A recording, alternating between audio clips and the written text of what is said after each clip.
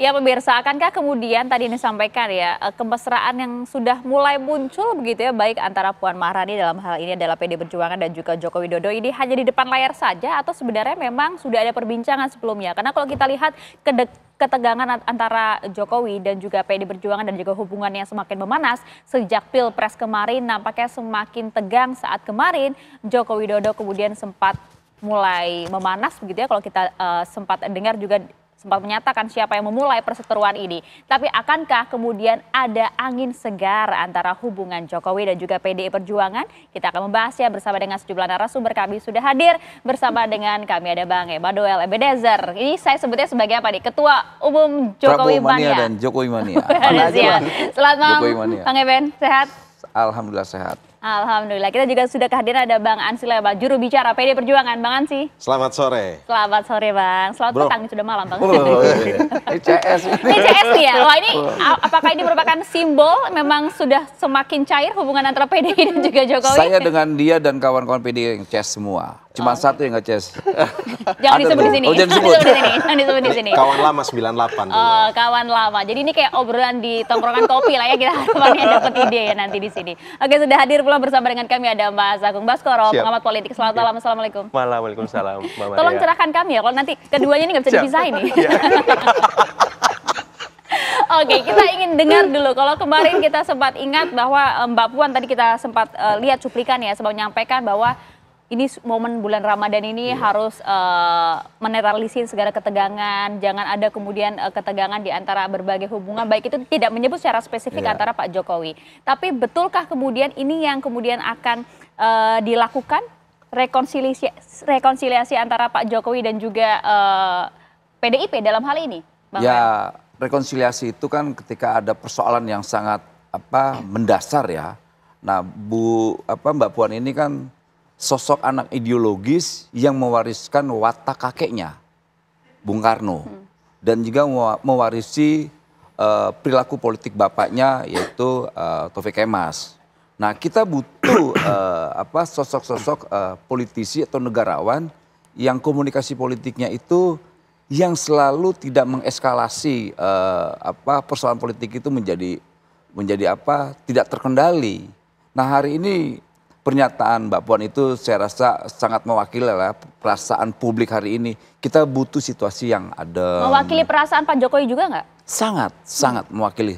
Gitu. Kan Pak Jokowi kemarin juga kan menyampaikan, loh saya tidak ada masalah. Dan berkali-kali juga Pak Jokowi diskusi dengan saya, loh masalah saya apa sih? Turun sudah. Nggak ngapa-ngapain sudah. Kok masih dituduh-tuduh ya? Gitu loh. Sedangkan ya kan makanya kemarin terlontar lah akumulasi dari semua itu, misalnya sabar itu ada batasnya ya gitu loh. Tapi kan saya lihat itu hanya pernyataan yang sebetulnya sangat akumulatif lah, kekecewaan berkali-kali saya sudah turun, saya sudah kok masih saya terus. Tumben loh Pak Jokowi kayak gitu. Nah itu kan sebetulnya sudah 2 kali pernyataan itu, dulu juga pernah pernyataan itu terlontarkan dan ini kedua kali pernyataan ini. Tapi kan ya tetap lagi nih kita kan mau ke depan ini semua komponen kader bangsa ini ya bisa guyup lah, karena kan itu yang harapan kita. Jangan lagi sesama elit atau para politisi ini hanya mewariskan konflik, karena hancurnya sebuah negara. Kenapa? Ada persoalan ego gitu yang akhirnya diwariskan ke pengikut-pengikutnya. Siapa yang dan ego, itu Bang?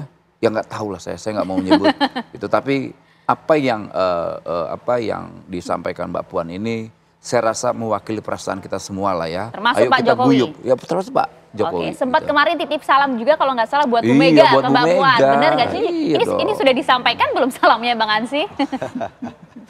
Ya, saya akan membuka dengan menyampaikan bahwa a picture cannot describe the meaning of it all. Oke. Artinya bahwa satu gambar yang kita lihat itu tidak bisa menerangkan seluruh peristiwa yang terjadi. Karena itu kita perlu mendudukkan dan kemudian membaca konteks pertemuan ini secara cermat sehingga menyimpulkannya itu juga tepat dan akurat. Oke, kalau versinya Bang Ansy bagaimana? Ya, ini kan acara buka puasa bersama, tuan rumahnya Pak Surya Paloh dan Partai Nasdem. Diundanglah Bapak Joko Widodo dan Mbak Puan dalam kapasitas sebagai Ketua DPR RI. Dan Mbak Puan datang dalam kapasitas sebagai Ketua DPR RI.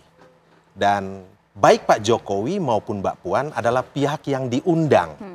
Artinya perjumpaan kedua tokoh ini bukan dalam konteks memang perjumpaan yang Sengaja. didesain oleh kedua tokoh tersebut, tetapi memenuhi undangannya.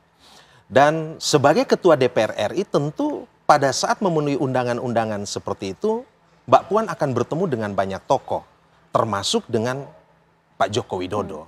Dan sebagai Ketua DPR RI, tentu Mbak Puan harus menunjukkan sopan santun, komunikasi politik yang baik. Dan kita tahu bahwa dalam bulan Ramadan ini memang silaturahmi antara sesama anak bangsa, tokoh bangsa, ini perlu dilakukan. Bang Ansy. Apalagi hari-hari ini kita tahu bahwa bangsa kita, negara kita tidak sederhana menghadapi tantangan-tantangan seperti ini. Karena itu komunikasi politik, perjumpaan politik ini perlu dilakukan. Dan saya kira ini momen ketiga dalam 1 bulan terakhir ini, Mbak Puan bertemu dengan para tokoh termasuk dengan Pak Jokowi. Sebelumnya dalam momen retret para kepala daerah di Magelang, terus ada acara deklarasi kalau tidak salah Danantara, dan ini adalah momen buka puasa bersama yang diinisiasi oleh Pak Surya Paloh dan Partai Nasdem. Kalau begitu Bang Ansy, kalau boleh saya simpulkan dari pernyataan Anda, ya Mbak Puan kan Ketua DPR yang diundang di sana, memang sebagai Ketua DPR harus menyatakan sikap politiknya yang kemudian secara sopan dan lain-lain. Jadi basa-basi kemarin mau ngajak baikan sama Pak Jokowi? Oh tidak, Mbak Puan selalu menyampaikan komunikasi itu secara positif dan juga secara konstruktif ya. Tentu kalau bicara dalam konteks Pak Joko Widodo, relasinya dengan PDI Perjuangan, saya kira kan sudah selesai dalam konteks dulu Pak Jokowi pernah berada dalam rumah PDI Perjuangan setidaknya 23 tahun lebih ya, mulai dari Solo, Jakarta, bahkan 2 periode sebagai Presiden Republik Indonesia. Dan kemudian hari ini Pak Joko Widodo tidak lagi menjadi kader PDI Perjuangan dan sudah berada di luar posisi itu. Dan Mbak Puan dalam berkomunikasi dengan siapapun selalu luas, selalu ramah, dan ya bicara pada level kepentingan bangsa dan negara. Kira-kira seperti itu. Kenapa ketawa-tawa Bang Noel? Ya, tahu lah, karena kita senang tokoh bangsa ini coba punya niat baik lah ya dalam mengurangi eskalasi yang tidak begitu enak lah ya di mata publik dan di pikiran publik. Dan kita tidak mau ini terus terjadi karena kan kita punya PR besar dalam menghadapi tantangan bangsa ini ke depan, yaitu apa? Ada perasaan perang global, belum lagi kita lihat ke depan nanti ada narasi besar soal 2045 Indonesia harus menjadi bangsa unggul ya. Nah kalau kita terjebak dengan konflik-konflik kapan majunya bangsa ini? Makanya Pak Prabowo dengan sikap kenegarawanan, ayo semua kita sama-sama yuk bangun bangsa ini. Kalau ada kritik-kritik jangan tidak, toh mau di luar atau di dalam kan sama baiknya. Jadi sikap negarawan Pak Prabowo itu ya tercermin dengan apa yang disampaikan oleh Mbak Puan ya. Dan saya yakin sekali Bu Ketum, Bu Megawati punya sejarah yang begitu panjang dalam proses politik. Beliau juga besar dari proses demokrasi yang gelap ya, yang gelap sekali kemudian menjadi demokrasi yang hari ini cukup terang. Jadi kita sedang melawan narasi Indonesia gelap karena kita yakin Indonesia masih terang. Bersama kalau gitu kemudian sahabat saya Ansy Lema. Kalau di tingkat mereka sih kan udah mana-mana aja ya Mas Agung ya. Gini sederhana, gini Jokowi itu selalu identik dengan apa? Kemeja putih. Lihat. Sahabat saya ini pakai kemeja putih. Mbak Puan pakai baju putih. Ini juga. bentuk rekonsiliasi, termanifestasi. Apakah ini beneran rekonsiliasi? Kalau putih itu kan memang moncong putih. Selalu bicara kebenaran. Biasanya kalau PDI itu kan warna-warna merah. Eva Jayate, kebenaran akan kawan-kawan saya menemukan jalannya pada waktunya. Kenapa putih sekarang? Loh, moncong putih kan ada moncong putih. Kan moncong yang putih, kemejanya kan enggak. Pak Jokowi yang merah. Kemejanya merah. Tolong cerahkan kami Mas Agung monggo. Anda melihatnya ini memang karena di tingkat Mbak Puan dan juga Pak Jokowi yang memang tidak ada isu, ataukah ini memang juga Mbak Puan representasi dari sosok Ketua Umum PDI Perjuangan, Bu Mega? Iya, jadi ketika Mbak Puan kemarin hadir sebenarnya bisa juga nggak hadir. Tapi kan Bang Ansy Lema tadi menjelaskan bahwa Mbak Puan punya misi untuk merajut komunikasi ke elit-elit di eksternal partai. Nah, saya melihat memang wajah Mbak Puan ini menegaskan dua peran PDIP yang terus diorkestrasi sebagai mitra kritis dan mitra strategis. Mitra kritisnya ya DPP yang kita lihat bersama Ibu Ketum, Pak Hasto dan teman-teman lain. Tapi wajah strategis, wajah ramah, wajah kompromis itu ada Mbak Puan.